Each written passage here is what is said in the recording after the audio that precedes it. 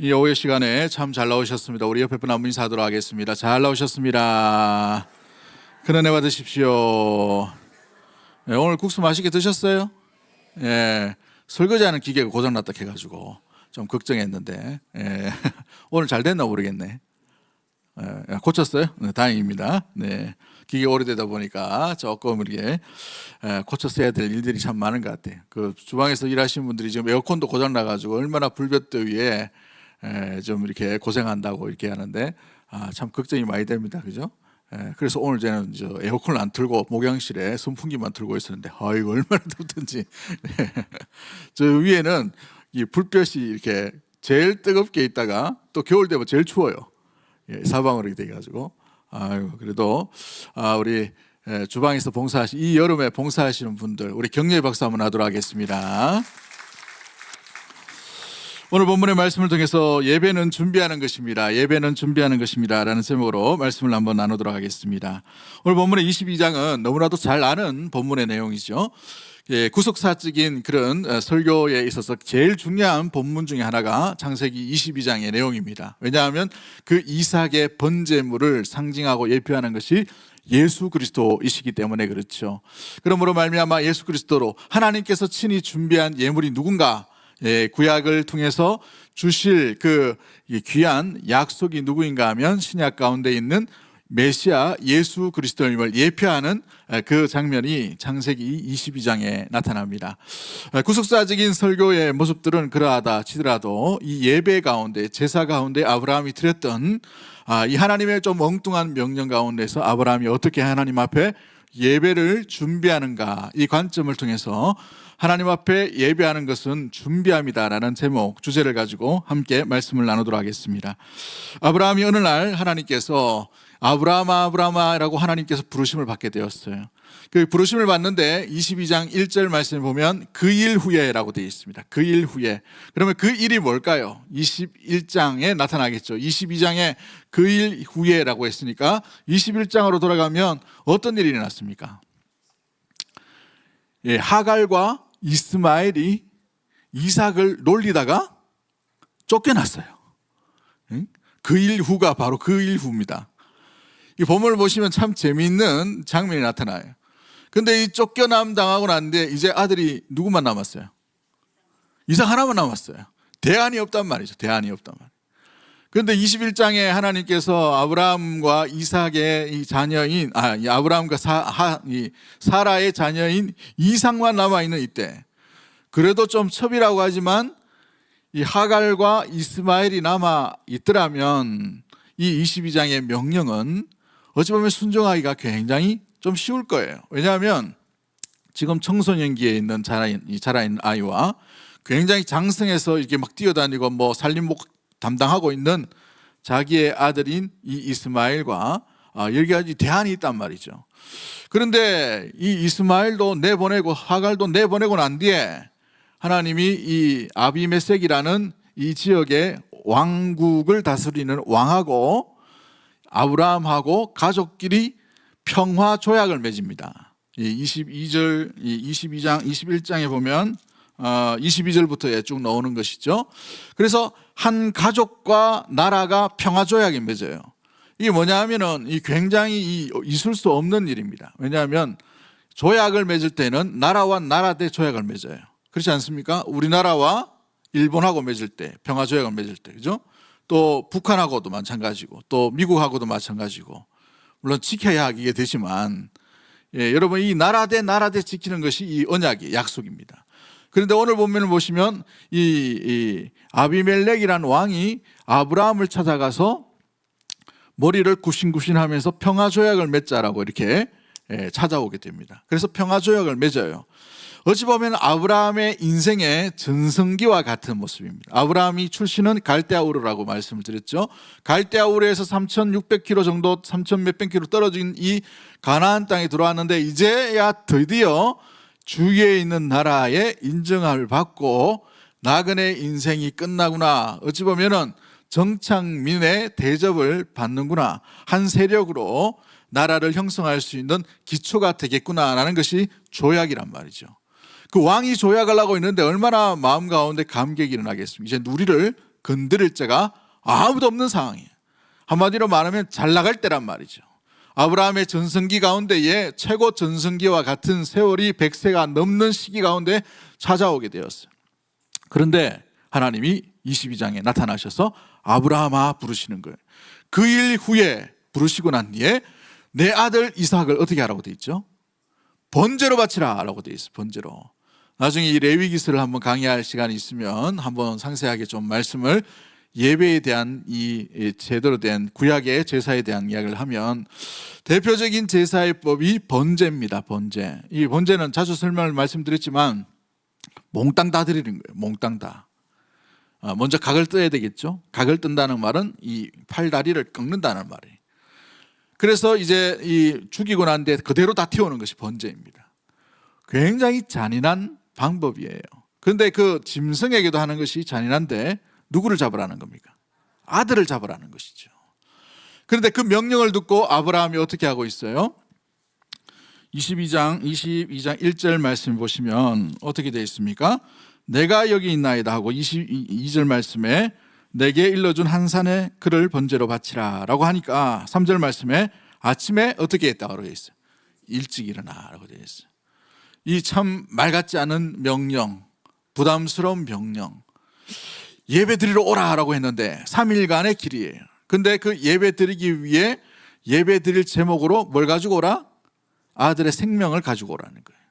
그런데 아브라함이 어떻게 준비하고 있습니까? 아침에 일찍이 근심이나 수심의 얼굴이 없이 일찍 일어나 나귀의 안장을 지우고 두 종과 그의 아들 이삭을 데리고 번제에 쓸 나무를 쪼개어 가지고 오라고. 모든 준비를 다 마치고 있는 거예요.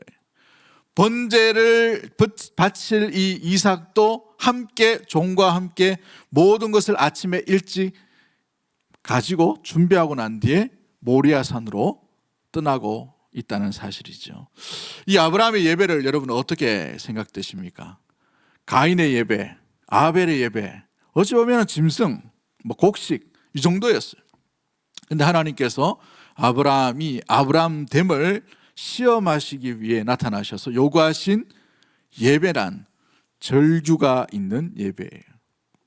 그 주님께서 기대하시고 원하셨던 그 예배는 아들의 생명값의 예배였다는 말이죠. 먼 훗날 이것이 메시아를 이 무엇보다 십자가의 길로 걸어가게 하신 하나님 아버지의 마음을 조금이라도 이해하고 깨달아 알 수 있도록 수천 년 뒤에 나타나는 메시아에 대한 예표로 보였지만 그때 당시나 지금이나 이것은 너무 잔인한 예배이고 잔인한 요구이고 잔인한 어떤 부당한 그런 명령일 수 있게 됩니다.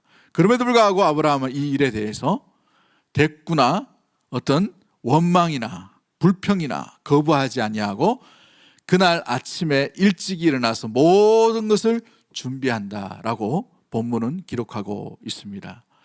우리의 예배는 무엇을 희생으로 드리며 준비하고 있는지 우리 자신을 한번 돌아보았으면 좋겠어요. 좀 오후 예배에 굉장히 좀 부담스러운 이야기를 막 하고 있는데 국수 한 그릇 줘놓고 저렇게 부담스러운 이야기를 하나. 여러분, 예배의 본질과 의미를 다시 한번 되짚어 보는 것이죠. 무엇을 준비했는가? 우리는 예수 그리스도가 아니면 우리의 생명을 준비를 해야 될 그런 모습이라는 사실입니다. 예수 그리스도가 아니셨으면 우리의 생명값을 다시 들여서 나아가는 수밖에 없는 것이 예배의 모습의 의미라는 사실이죠. 그러므로 오늘 우리는 이 예배를 드리면서 어떤 마음을 가져야 하냐, 어떤 준비의 자세를 가져야 하냐 하면 나 대신 내 생명값으로 예수 그리스도께서 희생하신 그 희생의 생명값을 간직했다는 말은 뭐예요? 잊지 않다는 것이죠. 생명의 가치를 간직하고 나아가는 것이 예배의 준비된 자세입니다. 그러기에 이 예배가 너무 중요한 것이죠. 이 예배를 소홀하게 여길 수가 없는 것이에요. 한 번의 예배를 드릴 때에도 우리가 그 예배에 이 그리스도의 희생이 분명히 있다는 사실을 놓쳐버리면, 오전 때 우리 말씀 가운데 있지만 예배에 그리스도가 빠지면 예배가 안 되는 거예요. 예배는 그리스도를 통해서 하나님께 나아가는 길인 줄 믿습니다.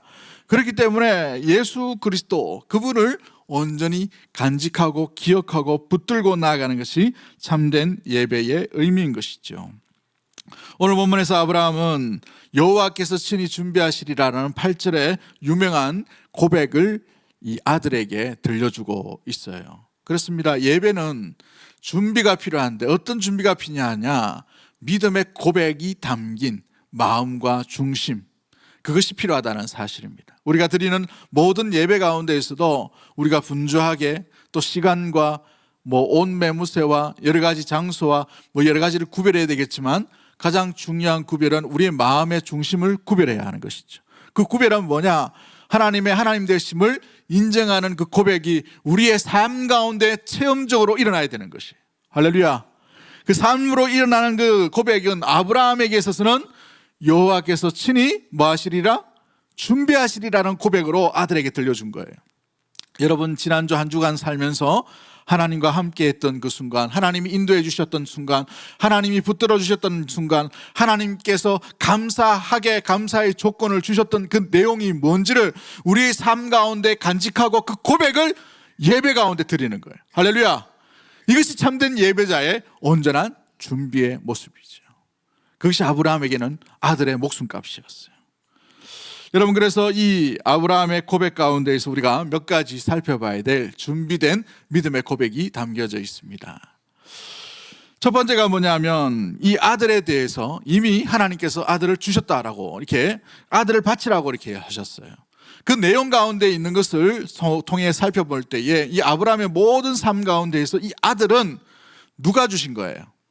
하나님이 주셨다는 것이죠. 그러므로 하나님이 주신 것이다라는 고백이 담겨져 있어야 돼요. 우리의 예배 가운데 있는 고백은 나의 삶, 나의 건강, 나의 물질, 나의 시간, 나의 모든 이 모든 것들이, 나의 건강까지도, 내 내면까지도 누가 주셨는가를 분명히 알고 깨닫고 드림으로 말미암아 나아가는 것이 진정한 예배의 모습이라는 사실입니다. 아브라함에게 이 100세에 낳은 아들은 자기 스스로 낳은 아들이 아니에요. 그런 개념이 아닙니다. 100세란 말은 생태학적인, 생물적인 그런 육체가 이미 생산 능력이 끝났다는 것을 의미하고 있어요. 아무리 요즘 우리 유수가 발달한다 하더라도, 또 과학이 발달한다 하더라도 90세에 아들 낳았다라고 들어보신 적 있어요? 60세까지 제가 들어봤어요. 대단한 집이에요. 그 집도 60세에 낳았다. 그런데 남편이 100세예요. 남편이 100세. 부인은 90세예요. 아내는 그렇게 생산 능력이 있을 줄 모르겠지만 남편 100세에 무슨 생산 능력이 있겠습니까? 그죠? 요즘 100세 시대라 가지고 이렇게 놀라지도 않는 것 같은데, 여러분, 그 당시에 생산 능력이 없는 그런 시대, 100세라는 말은. 그러므로 끝났다는 것을 자기가 알고 있는 것이죠. 더 이상 내게서 자녀가 나올 수 없다는 것을 알고 있는 그 상황 가운데에 하나님이 하신 거예요. 할렐루야. 그래서 이삭의 의미가 주신 아들이라는 의미가 바로 여기에 있는 것이죠. 이 아들을 보면서 하나님이 하셨다, 하나님이 주셨다, 하나님이 선물로 주셨다 고백하지 않으면 안 될 아들이 바로 이삭이었다는 말이에요. 그런데 그 이삭을 하나님께서 바치라고 얘기하고 있어요. 그러므로 말미암아 아브라함이 이 아들을 드림 가운데 나아가는 이 귀한 모습들은 뭐예요? 하나님이 주셨기에 하나님께 드립니다라는 고백이 담겨져 있습니다. 예배에 이게 빠지면 우리는 예배의 시간이 아까울 수 있고 우리에게 있는 이 물질이 아까울 수가 있어요. 우리가 있는 이 시간들이 아까울 수가 있습니다. 그렇죠? 우리에게 있는 드리는 이 조그만 이 예배의 물질, 헌금, 이것도 마찬가지. 이걸 내가 벌고 내 거라고 생각하니까 아까운 거예요. 아브라함을 한번 보십시오. 아브라함은 아들을 누가 주신지를 잊지 않았어요. 예배는 이런 고백이 있어야 됩니다. 내 건강을 내가 열심히 운동해서 유지하는 것도 맞지만, 그러나 이 건강, 생명, 호흡 주신 분은 하나님이신 줄 믿습니다. 우리에게 물질 맡겨주신 것도 하나님이셔요. 저는 이 물질에 대해서 훈련을 참 많이 받았습니다. 왜 물질 훈련을 받았냐면 저희 아버지가 하도 사고를 많이 치셔가지고 3번의 부도가 났어요. 3번의 부도. IMF 때 그 전에 한 번, 또 그 전에 한 번. 이 대구의 동성로 그 앞에 서점을 냈습니다. 시골에서 돈을 하도 장사를 잘해가지고. 서점 장사가 호황기 때에 제가 저희 집에 돈 버는 것을 한번 본 적이 있어요. 어떻게 버느냐면 페인트통 3통을 갖다 놓고 이만한 거 있죠. 이만한 거 큰 거. 거기다 자루에다가 동전 넣는 게 아니고 10,000원짜리 1,000원짜리 막 이렇게 막 넣더라고. 아버지가 막 넣고 있는데 그거 막 저녁 때 막 계산하시고 막 이렇게 했었어요. 저는 그게 그냥 종이 놀이인 줄 알았습니다. 나중에 보니까 돈이더라고. 좀 꼬불쳐 놓을 걸 그랬네. 그 돈통이에요. 돈통. 돈통이 페인트통이었어요. 그래가지고 이 시골에서 돈 잘 벌어가지고 2호점을 이 동성로 앞에 이제 서점을 내려고, 서점 장사가 잘 됐기 때문에 내려고 했는데 믿었던 그놈이 먹고 태워버렸어요. 2호점 내려고 했던, 맡기려고 했던 그 사람. 물질이요, 뭐 수억이 그냥 확 날아갑니다. 저희 어릴 때 시골에 기사 딸린 차가 있었어요. 믿거나 말거나.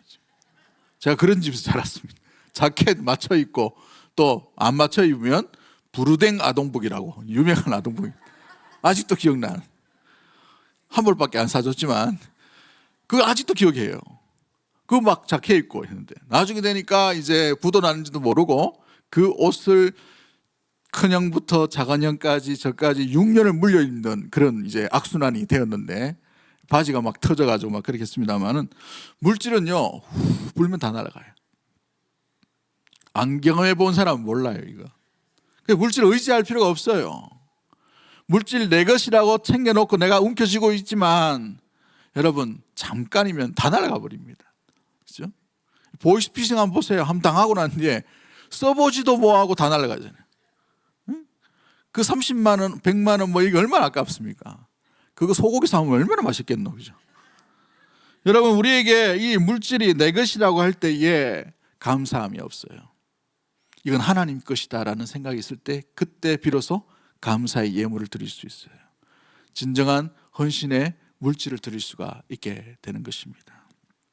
여러분 요즘 시대가 얼마나 힘들어요. 헌금하기 쉽지 않죠. 요즘 현대 시대 가운데 뭐 시간을 배려하고 뭘 쪼개고 뭐 하다 보니까 정작 하나님께 드려야 될 옛날처럼 이렇게 마음을 다해가지고 드리기가 좀 쉽지 않은 시대에 살고 있어요. 도시에 살면 마찬가지입니다. 그럼에도 불구하고 이 물질이 누구 것인가는 항상 잊지 않는 우리 대구동성의 모든 가족들 되기를 주의 이름으로 간절히 축복합니다. 내가 움켜쥐고 있다 해서 내게 아니에요. 내게 잠깐 맡겨주신 거예요. 은사와 같은 거예요. 이 달란트와 같은 물질을 나를 위해서만 사지 말고 주를 위해서 온전히 예배하고 준비할 수 있는 우리 믿음의 모든 고백들이 나타나는 우리 믿음의 모든 가족들 되기를 주의 이름으로 간절히 축복합니다.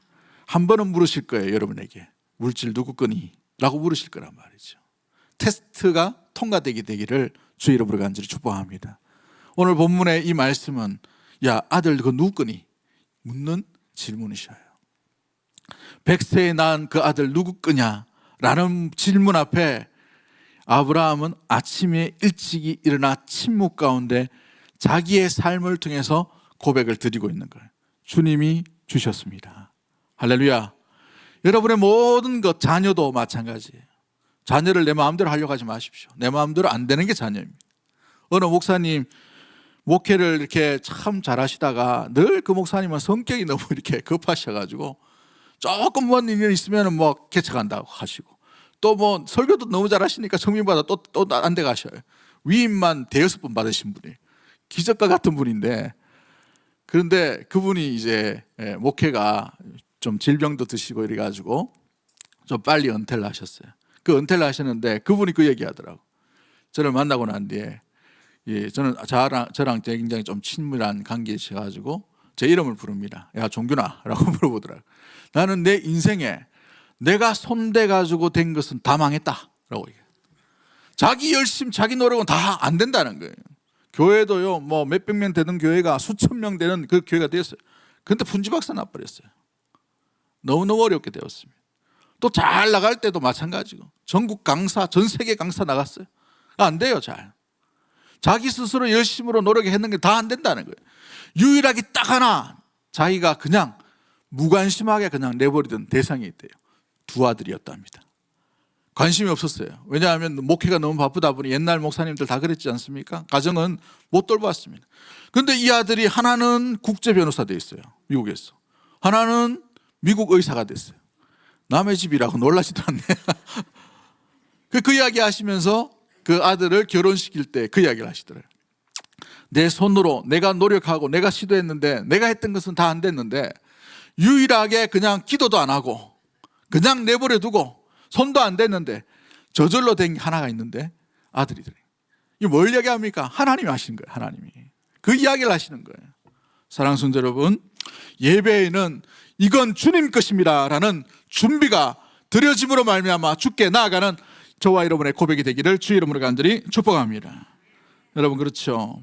여러분, 깊은 절규와 의심과 좌절과 실망, 이것보다 아브라함은 더 확실한 하나님이 주셨다는 것에 의심하지 않았다는 거예요.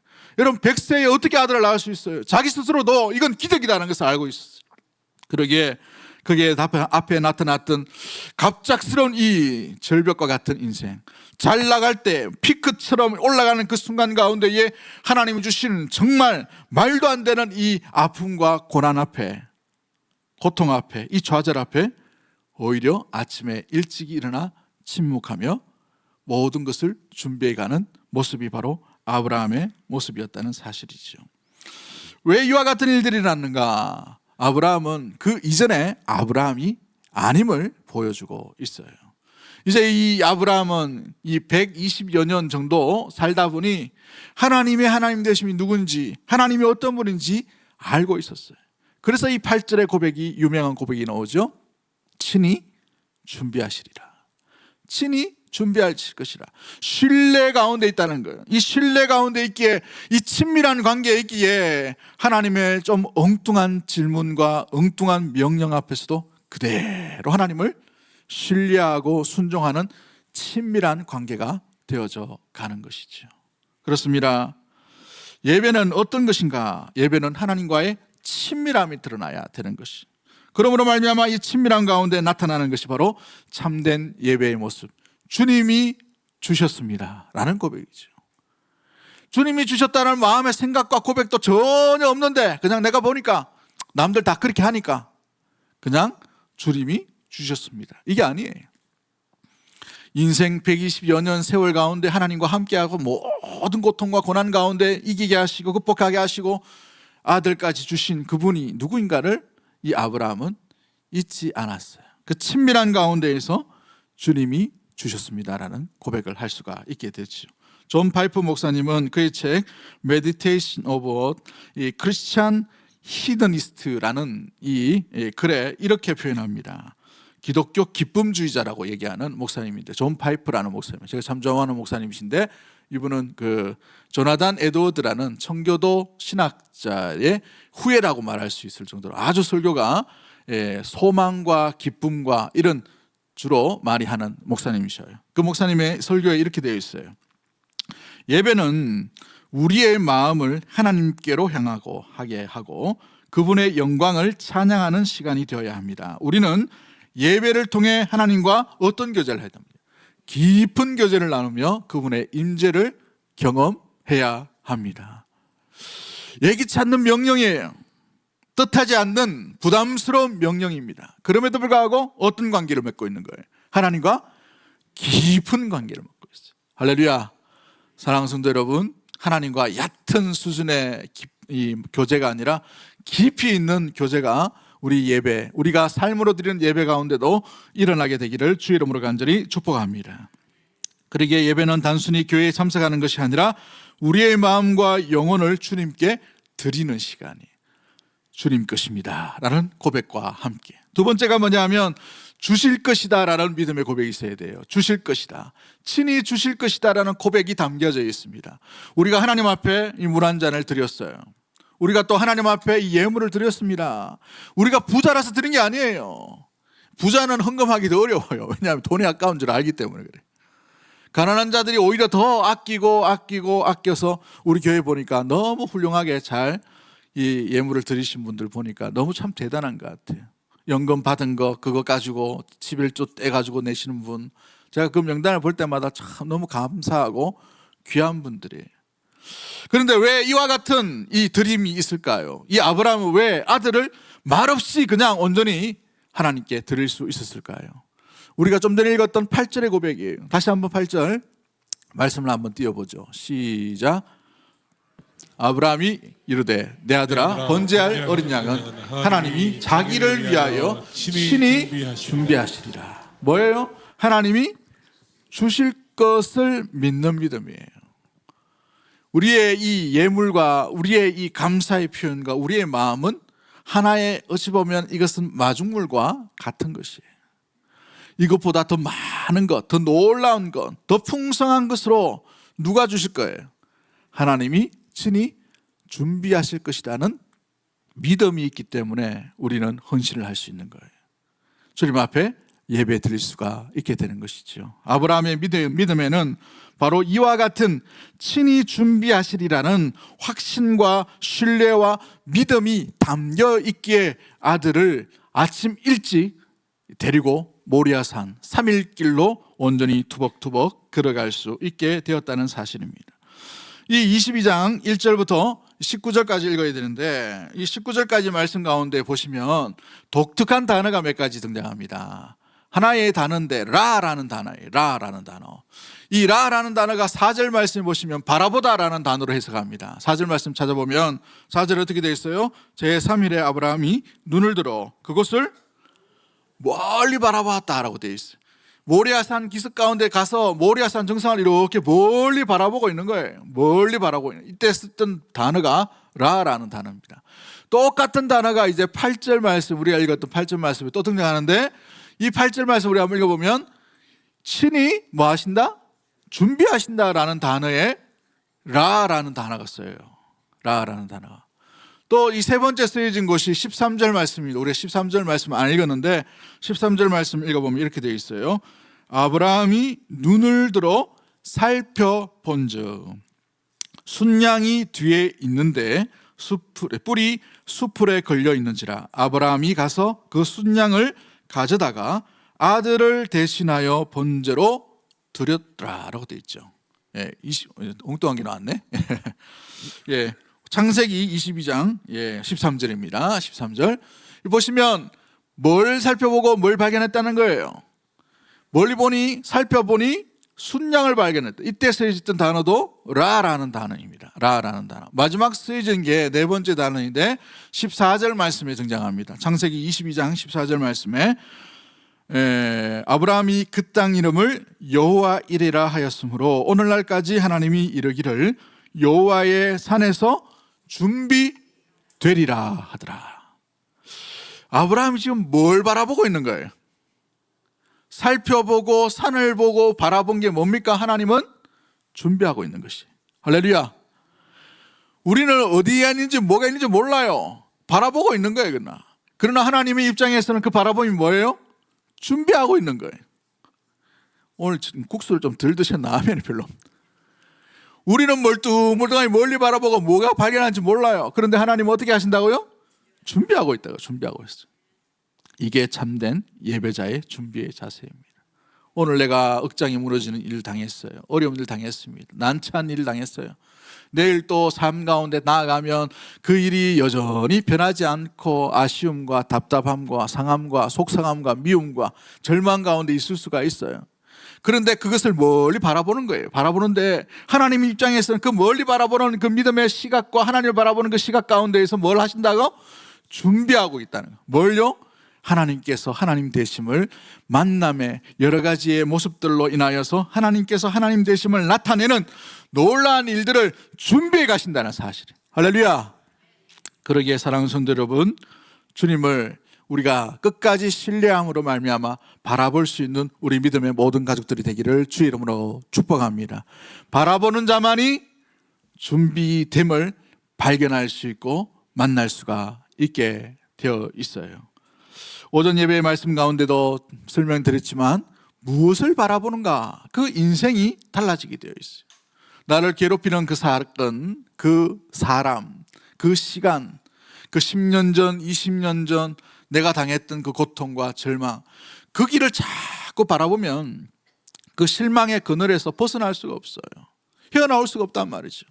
그러나 이 모든 실망과 좌절과 슬픔과 고통과 아픔을 승리하고 나가신 십자가를 능히 담당하신 예수 그리스도를 바라볼 때에 거기에서 비로소 믿음의 성도의 승리가 보장되는 줄 믿습니다. 승리가 준비된 길을 바라볼 수 있는 우리 믿음의 모든 가족들 되기를 주의 이름으로 간절히 축복합니다. 실패를 바라보지 말고 승리를 바라봐야 되는 거예요.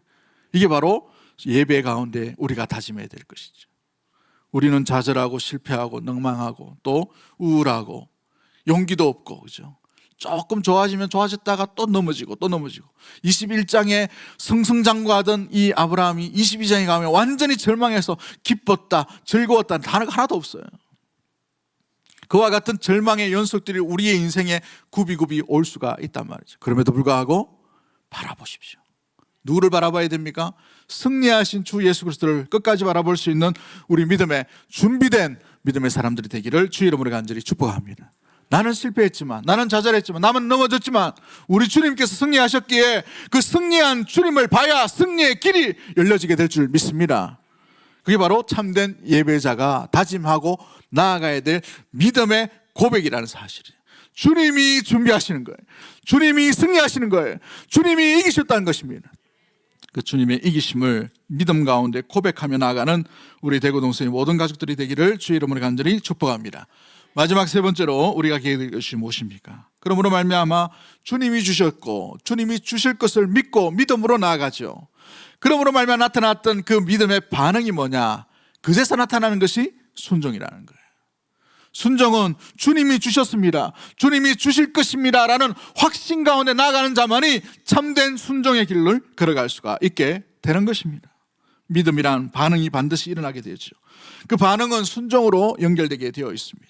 온전한 믿음의 반응인 순종, 그것으로 말미암아 주님께서 기대하시는 참된 예배의 행위가 그 심령과 중심이 드러나게 됩니다. 여러분, 우리가 주님이 주셨습니다, 주님이 주실 것입니다 생각만 해서 예배가 되는 것이 아닙니다. 우리 하나님은 속지 않으셔요. 우리 내면과 중심을 아십니다. 만약에 아브라함이 그냥 가만히 예 알겠습니다 라고만 했다면 오늘 본문에 나타났던 이 12절에 하나님의 놀라운 이 아브라함에 대한 축복과 아브라함에 대한 인정은 나타나지 않았을 거예요. 아침 일찍 일어나서 아브라함은 뒤도 돌아보지 아니하고 아들을 데리고 3일길 모리아 산으로 투벅투벅 올라가는 순종의 발걸음으로 나가게 되었다는 것, 이것이 참된 믿음의 온전한 발자취의 모습인 줄 믿습니다. 참된 예배는 우리가 상상 속에, 우리의 생각 속에 믿습니다, 믿어요, 믿고 말고요, 믿기 때문에 그냥 믿음으로 땡 하고 끝나는 것이 아니라 믿기 때문에 행동합니다 라는 분명한 순종이 담겨져 있어야 되는 것이에요. 우리의 일상의 삶 가운데 믿기 때문에 주실 줄 믿고 내가 주께 나아갑니다, 주님을 의지합니다, 결코 변하지 아니하고 주님과 함께 나아갑니다, 이런 신앙의 분명한 순종이 담겨져 있어야 한다는 사실이에요. 여러분, 이건 우리 하나님도 속지 않았지만 일반 어떤 세상의 사람도 잘 속지 않아요. 이제 예수 믿는다고 해서 좋다고 좋은 사람이다 라고 이제는 그렇게 평가하지 않아요. 진정으로 저 사람은 예수 믿는 사람인가 아닌가를 살펴보기를 원한단 말이죠. 예수 믿는다고 하지만 요령을 피워요. 예수 믿는다고 하지만 직장에서 잘 인정을 받지 못해요. 물론 실력으로 인정받는 그거 아니라 뭔가 내면 가운데 예수 믿는데 왜 저래? 라는 이런 모습들이 나타난다면 그들은 더 이상 속지 않는다는 말이죠. 그러므로 우리의 생각과 우리의 마음과 우리의 중심이 주님이 주셨습니다, 주님이 주실 것입니다, 그 믿음을 가지고 담대하게 그게 합당한 삶의 발걸음으로 선택의 길을 걸어가는 순종이 나타나게 되기를 주의 이름으로 간절히 축복합니다. 뭔가 달라야 되는 것이죠. 순종하는데, 선택하는데, 그렇죠? 똑같이 A냐 B냐 할 때 믿음의 사람이 선택하는 것은 달라야 되는 것이, 기대하는 바와 같다는 것이죠. 예전 구한말에 이런 일이 있었어요. 몇 번 이게 설교의 예화로 썼습니다만은, 예수 믿는 사람이 아주 소수일 때 우리 한국 사회에 구한말이죠, 개신교가 처음 들어오고 얼마 있다가 평양 지역으로 아마 알고 있습니다. 그 지역에 놀라운 이 간정거리가 많이 일어나고 예수 믿는 사람들이 막 일어날 때 아무도 그 지역에 현감으로 가려고 하는 사람이 없었다고 해요. 그래서 왜 이렇게 깨끗하고 도덕적이고 참 양심적인 사람들이 많은데 안 가려고 하느냐? 당시 구한말에 이 조선말은 조정이 다 탐관오리들이 있어요.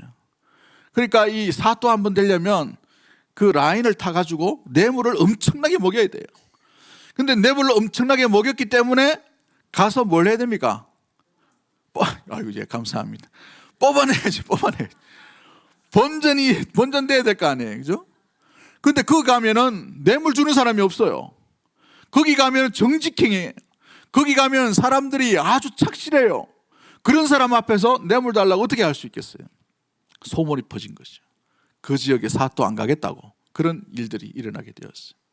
고종 황제가 이 커피를 참 좋아했다고 합니다. 그래서 고배라고 했어요. 가배라고 하기도 하고, 이 가배에서 요즘 뭐 대구 시내에도 가배 뭐 이렇게 카페 거리 뭐 이렇게 카페 집도 있는데, 그 커피에다가 이 일본 사람들이 그 내시나 아니면 상궁을 통해서 독살할까 싶어가지고 그 옆에 권총 차고 찍힌 사람이 선교사들이에요. 아무도 믿을 사람이 없는 거예요. 그러다 보니 이 외국인 선교사들은 그래도 일본 편도 아니고 이쪽 편도 아니니까, 탐관 오리 편도 아니니까 나를 지켜주겠다 싶어가지고 그 선교사들이 권총 들고 옆에서 불침번을 썼다고 이렇게 되어 있어요.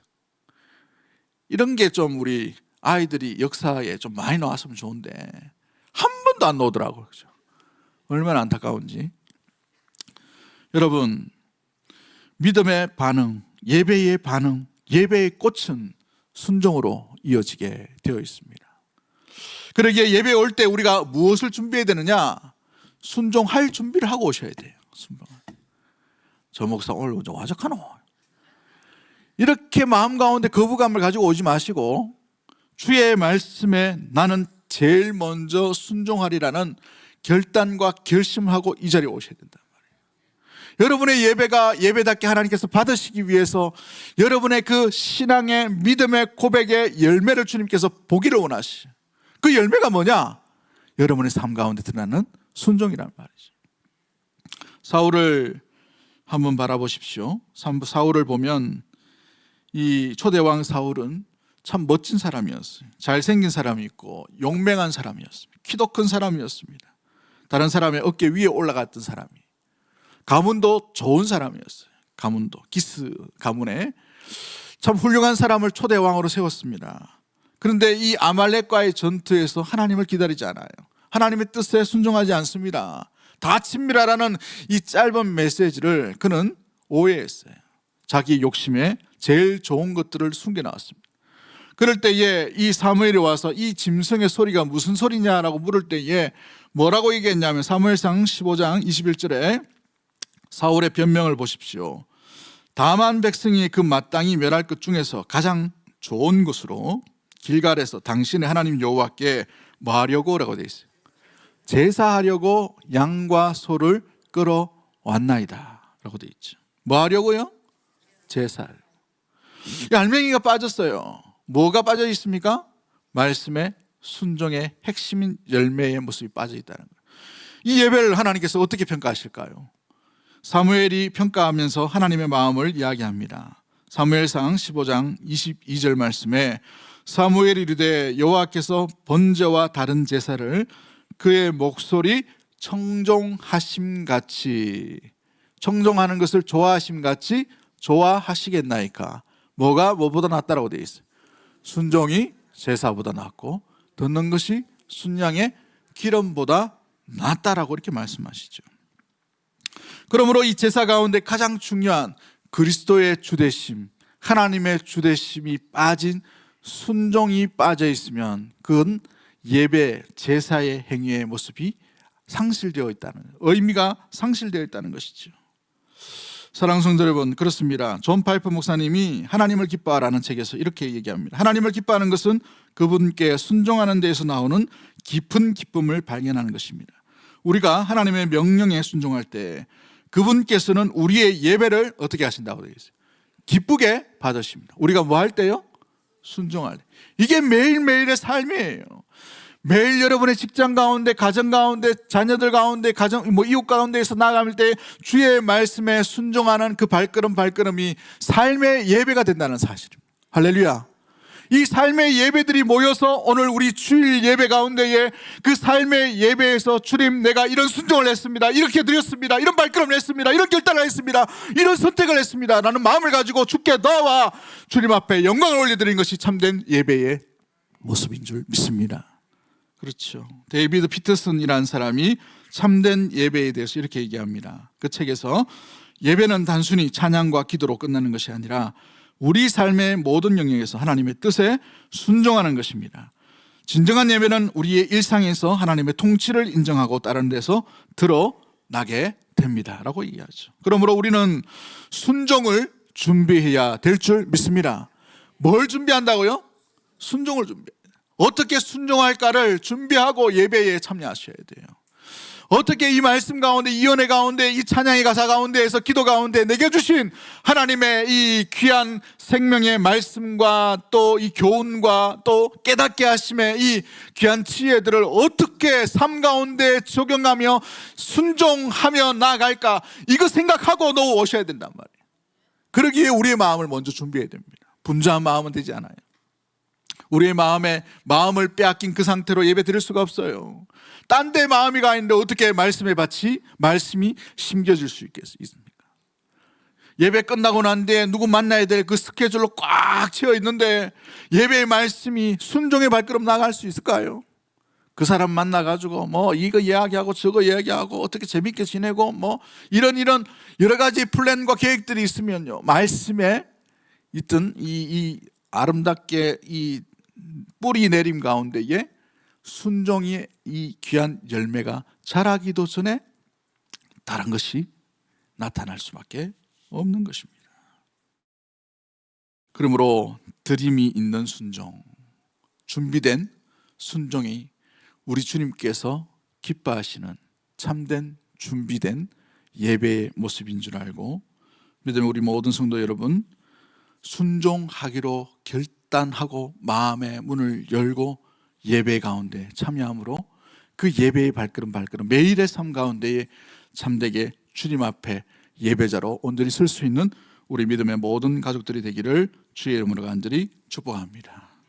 마지막으로 팀 켈러라는 목사님 계신데 워십 바이 북이라는 책에서 예배의 준비에 대해서 이렇게 말합니다.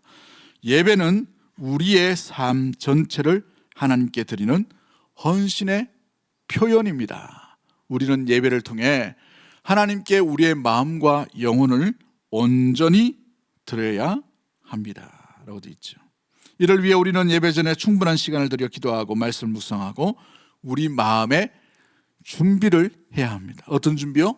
순종할 준비예요. 순종할 준비. 사울이 드렸던 하나님이 외면한 예배가 되지 말고 다윗이 그토록 주님 앞에 그 광야에서 드렸던 그 하나님이 순수하게 받으셨던 그 예배, 제대로 준비된 그 예배 가운데에 주님의 임재하심과 주님의 사랑과 주님이 함께하신 은혜가 나타나게 되기를 주의 이름으로 간절히 축복합니다. 예배는 준비하는 것이에요. 어떤 준비를 해야 될까? 우리 믿음으로 고백할 수 있게 되기를 주의 이름으로 간절히 축복합니다. 이후에 실제 어떤 적용이 참 많이 있는데 시간이 너무 많이 가서 여기까지만 하도록 하겠습니다. 시간 더 되면 한 시간 더 할까요? 예, 감사합니다. 한번 기도하도록 하겠습니다.